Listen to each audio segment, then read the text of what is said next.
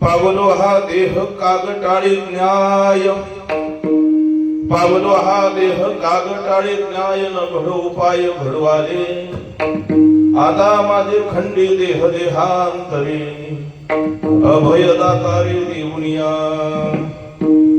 आंधळ्याचे पायी धनाची चरवी, आंधळ्याचे पायी धनाची चरवी, अगटित देवी घडवाले आता माझे खंडी देह देहांतरे, अभयदातारे देऊनिया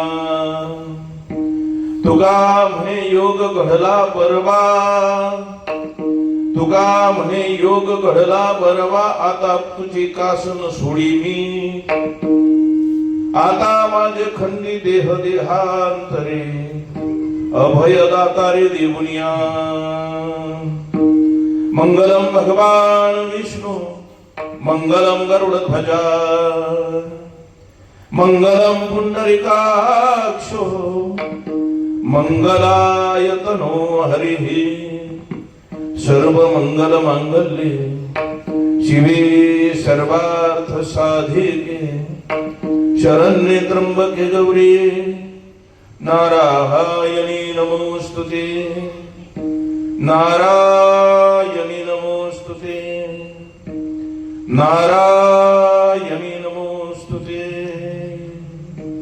समचरण सरोजम सांद्र लीलांबुदाभं, जगन्निहित पाणी मंडनं मंडनानां, तरुण तुलसी माला कंदरं कंजनेत्रं,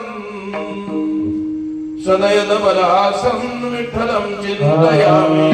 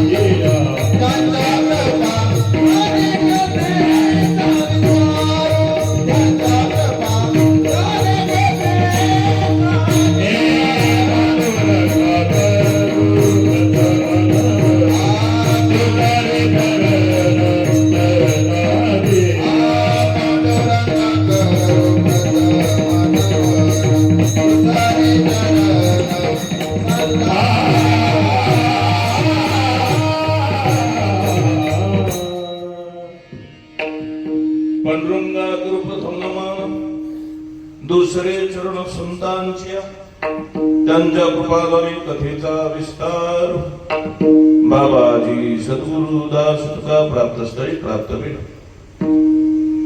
श्री क्षेत्र खेडकरवाडी माठ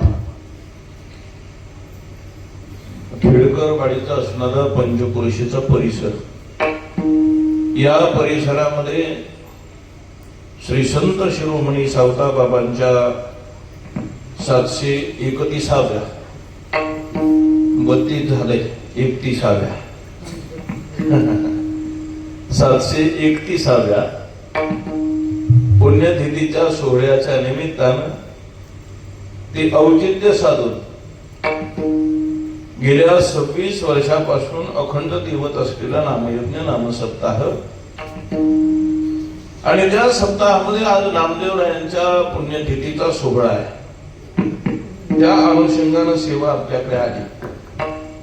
सेवेसाठी वास्तविकता आम्ही नामदेवरायांचाच अभंग निवडला होता, पण जेव्हा आमचे गायक महाराज 2-3 वेळा ते माईकचं स्टँड लावायला आले ना, तेव्हा आम्ही त्यांच्यासाठी अभंग बदलला असं म्हटलं तरी भावपट. आणि म्हणून वास्तविकता आम्हाला नामदेवराय सांगायचे होते, पण तुकोबाराय आणि नामदेवराय काही वेगळे नाही. आधी हे समजून घ्या. सेवेकरता निवडलेला अभंग जगद्गुरु जगतवंदनीय श्रीमंत संत वैराग्याचा मूर्तिमंत पुतळा इंद्रायणीच्या काठी वसलेलं छोटस गाव, ज्या गावाचं नाव देहू आहे. या देहू गावामध्ये कनकाई माताने गोलोबा महाराजांच्या पोटी जन्माला आलेलं विश्वरत्न, ज्यांच्या विचाराची उंची भंडारा भामचंद्र बोराडेश्वरापेक्षा व्यापक होती. प्रज्ञा ज्यांच्या घरी पाणी वाहण्याचं अलौकिक काम करत होती. काळ गुलाम म्हणून सलाम करायला दारात तत्पर उभा होता. छत्रपती शिवाजी राजांना स्वराज्याचं सुराज्य निर्माण करण्यासाठी ज्यांनी मार्गदर्शन करावं, या सकल समाजाचा उद्धार करण्यासाठी ज्यांनी 4 कोटी अभंगाची रचना करावी, त्यातले 4092 अभंग तुमच्या आमच्यासाठी शिल्लक आहे. त्या 4092 अभंगामधला एक अभंग सेवी करताना पडला. जगद्गुरु तुकोबारांनी 4 कोटी अभंगाची रचना केली, पण त्यातले 4092 आज शिल्लक आहे. तुम्हाला 4 कोटी केली, याला प्रमाण काय? प्रमाण आहे का? चंद्रभागेच्या वाळवंटामध्ये साधू संतांची मांदियाळी जमली, संत एकांती बैसले. चंद्रभागेच्या वाळवंटामध्ये संत एकत्र बसले आणि कुणीतरी विषय छेडला. त्रेतायुगामध्ये भगवान प्रभू रामचंद्राचे शतकोटी रामायण गायली गेली, रचली गेली. ती प्रतिज्ञा, ते वचन, ती संतांची चर्चा माझ्या नामदेवरायांनी ऐकली. आणि नामदेवरायांना असं वाटलं, अरे बाबा, त्रेतायुगामध्ये माझ्या भगवान प्रभू रामचंद्राची जर शतकोटी रामायण रचली गेली असतील, गायली गेली असतील, तर मीही माझ्या भगवंताचे 100 कोटी अभंग रचावे. नामदेवरायांनी ती प्रतिज्ञा मनात केली, तेवढ्यावरती थांबले नाही. चंद्रभागेच्या पाण्यामध्ये गेले, छाती इतक्या पाण्यामध्ये उभे राहिले, हातामध्ये पाणी घेतलं आणि सूर्यनारायणाला साक्षी मानून चंद्रभागेच्या पाण्यामध्ये संकल्प सोडला की भगवंता, जसे त्रेतायुगामध्ये तुझे 100 कोटी रामायण रचली गेली, गायली गेली, तसे मीही तुझे 100 कोटी अभंग रची. शतकोटी तुझे गायन अभंग, तुझे गायन अभंग, शतकोटी तुझे गायन अभंग, तुझे गायन अभंग,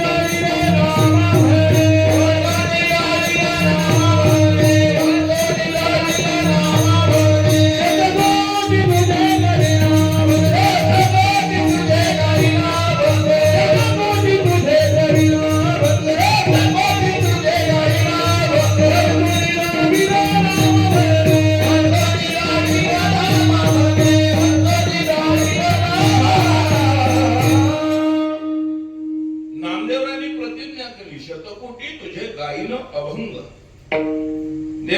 मीही तुझे शतकोटी अभंग गाई.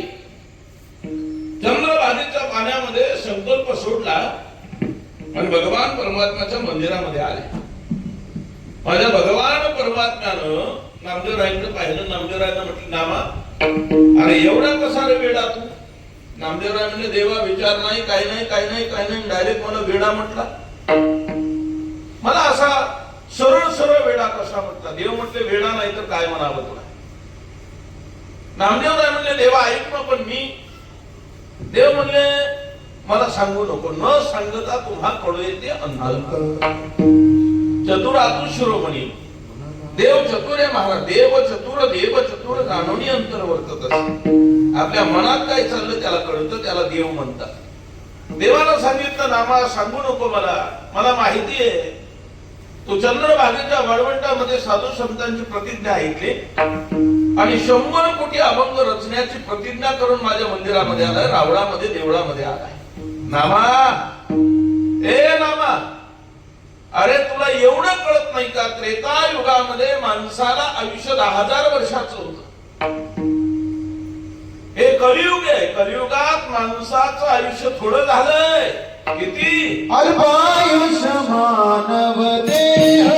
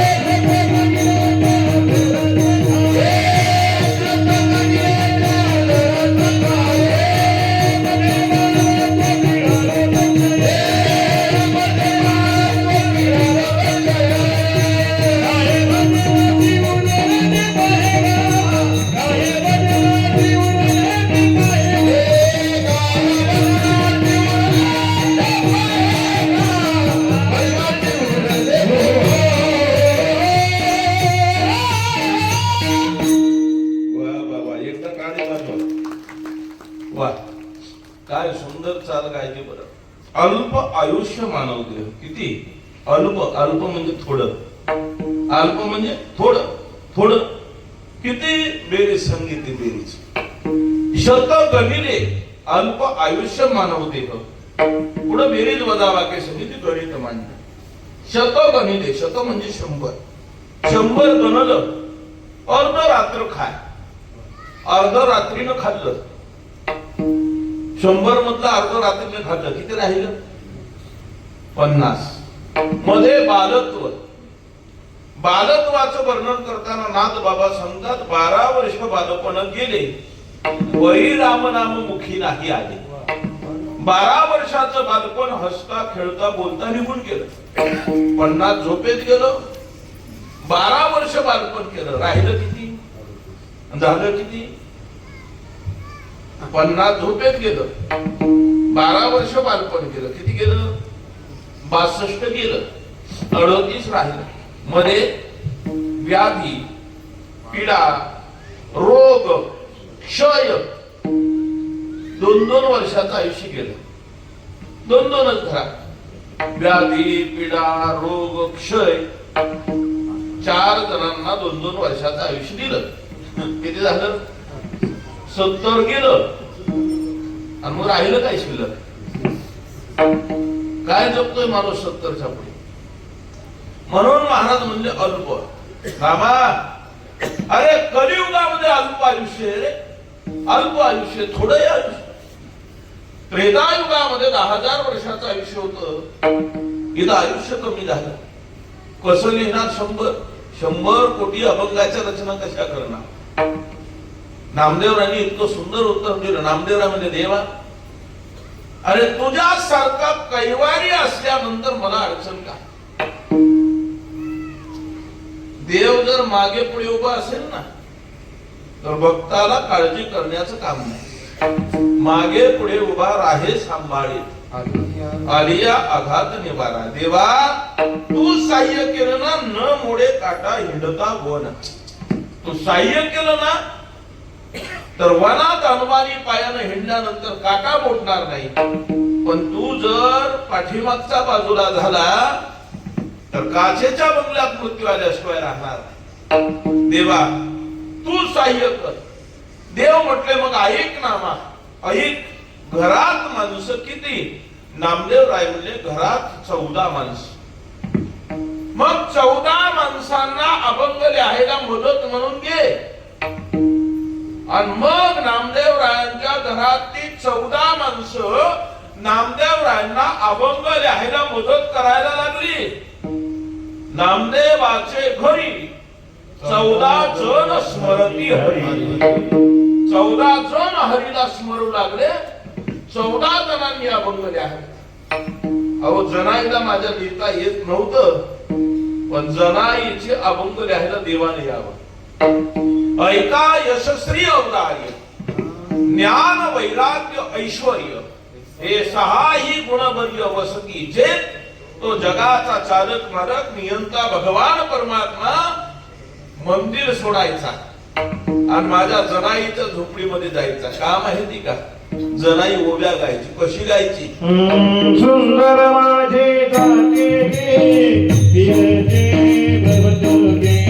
सुंदर माझे गाते गे फिरते भवतोगे. सुंदर सुंदर सुंदर सुंदर सुंदर माझे गाते गे फिरते भवतोगे. सुंदर माझे गाते गे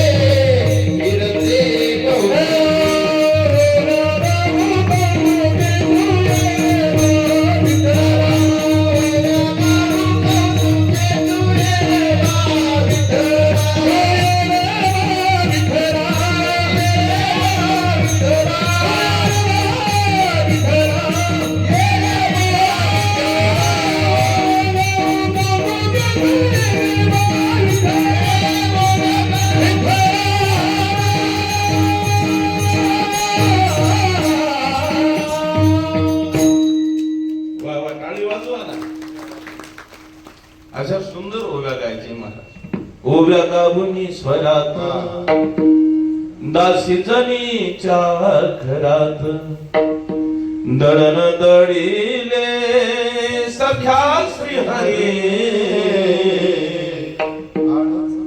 काय जनाईच्या ओव्या असतील बरं.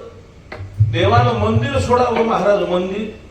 आणि जनाईच्या ओव्या ऐकायलाच आपण जनाईच्या अभंग लिहावे. अशा घरातल्या 14 माणसांनी अभंग लिहिले आणि 14 जणांचे अभंग 96 कोटी झाले. किती? नामदेव रायांचं वय झालं 80 वर्षाचं. नामदेव रायांनी देवाला म्हटलं देवा आजचा दिवस होता. देवा आता बास. आता तुझ्या चरणाला जागा दे. आणि देवानं नामदेवांना पायरीला जागा दिली. वयाच्या 80 वर्षानंतर श्री संत नामदेव महाराजांनी आजच्या दिवशी पंढरपूरला पांडुरंग परमात्म्याच्या पायरीला जागा मागितली. देवा बास तुझ्या रावणात आयुष्य गेलं. आता साधू संतांचे चरणरज माझ्या मस्तकाला लागावेत म्हणून पायरीला जागा दे. संत चरणरज लागता सहज. लागू दे माझ्या चरणाला संतांच्या चरणाचे रज. पायरीला जागा मागितली. 96 कोटी अभंग लिहून पूर्ण झाले. पण 4 कोटी राहिले ना. ते 4 कोटी पूर्ण करण्यासाठी त्याच नामदेव रायांनी देहू गावामध्ये कनकाई मातानी गोरोबा महाराजांच्या पोटी पुन्हा 16व्या शतकामध्ये 400 वर्षानंतर 4 कोटी राहिलेले अभंग पूर्ण करण्यासाठी अवतार घेतला. जगद्गुरु तुका अवतार नामयाचा. जगद्गुरु तुका अवतार नामयाचा. जगद्गुरु तुका अवतार नामयाचा. जगद्गुरु तुका अवतार नामयाचा.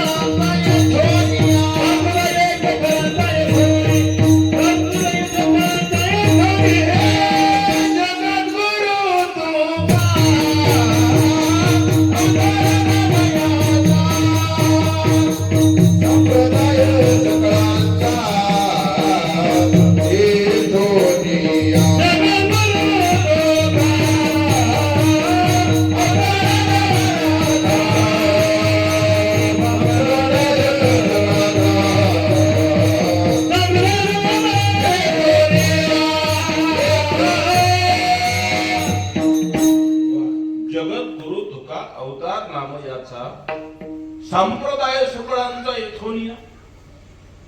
मग राहिलेले 4 कोटी जगद्गुरु तुकोबारांनी पूर्ण केले.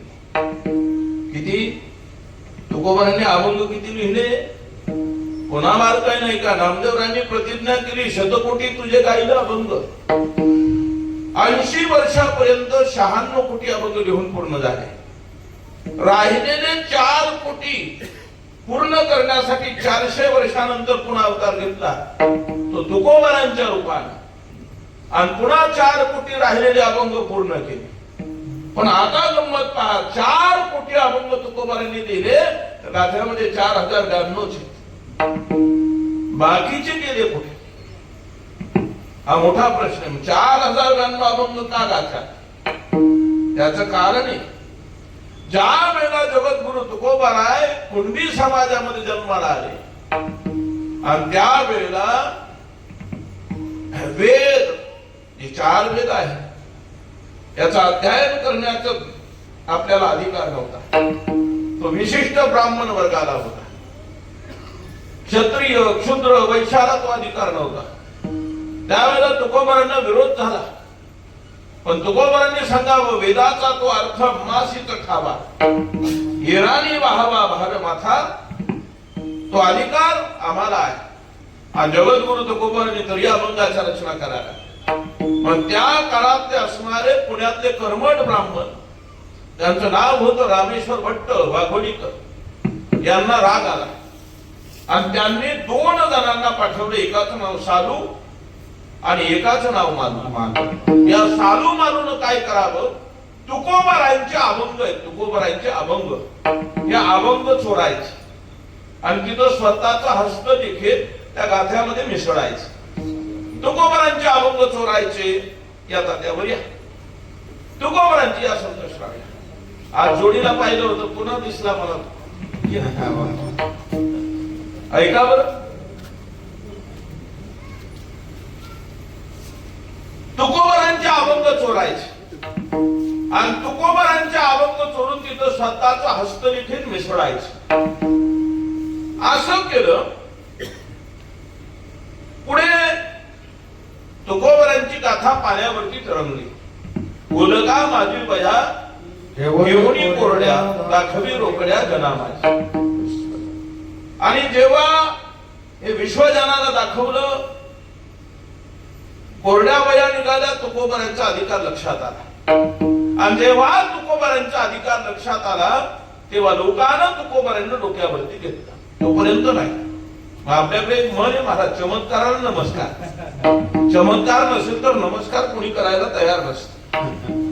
तुकोबारांचा चमत्कार झाला. कोरड्या वह्या पाण्यामध्ये 14 दिवस राहिल्या आणि मग तुकोबारांची ख्याती पसरली. मग तुकोबारांचं वाङ्मय की उदयाला आलं, जे अभंगाची गाथा आहे ती.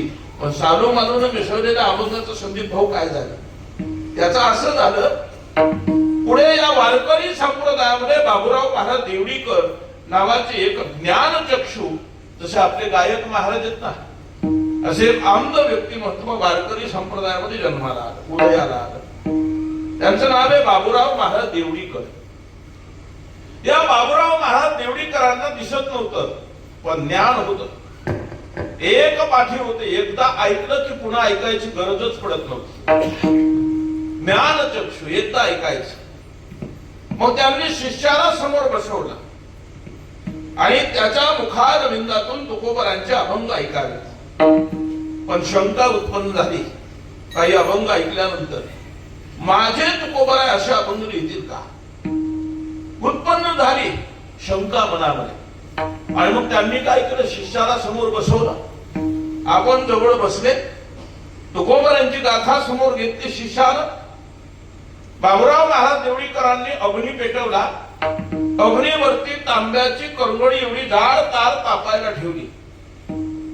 अभंग शिष्यानं म्हणायचा, तो बाबूराव महाराजांनी ऐकायचा आणि ऐकल्यानंतर स्वतःच्या मुखानं तो अभंग पुन्हा म्हणायचा. अभंग म्हणून झाला की विस्तरावरती तापलेली तर करंगडी एवढी जाड तांब्याची तार आपल्या जिभेवरती ठेवायची. जर जिभेला भाजलं तर अभंग तुकोबारांचा नाही, बाजूला काढायचा. आणि जर जिभेला थंड वाटलं तर अभंग तुकोबारांचा बाजूला काढायचा. असे 4092 अभंग बाजूला निघाले आणि त्या अभंगाला देवडीकरांची तुकोबारांची प्रमाणभूत गाथा म्हणून वारकरी संप्रदायामध्ये मान मिळाला. त्या 4092 अभंगाला तुम्ही आम्ही मानतो. मग बाकी अभंगाचं झालं काय? त्याला आम्ही क्षेपक अभंग म्हणतो. वारकरी संप्रदायातल्या काही परंपरेला ते अभंग मान्य नाहीत. मग त्यातले 4092 अभंग आज तुकोबारांच्या गाथ्यामध्ये आहे आणि त्या 4092 अभंगामधला एक अभंग आज सेवी करता विचरा विठ्ठल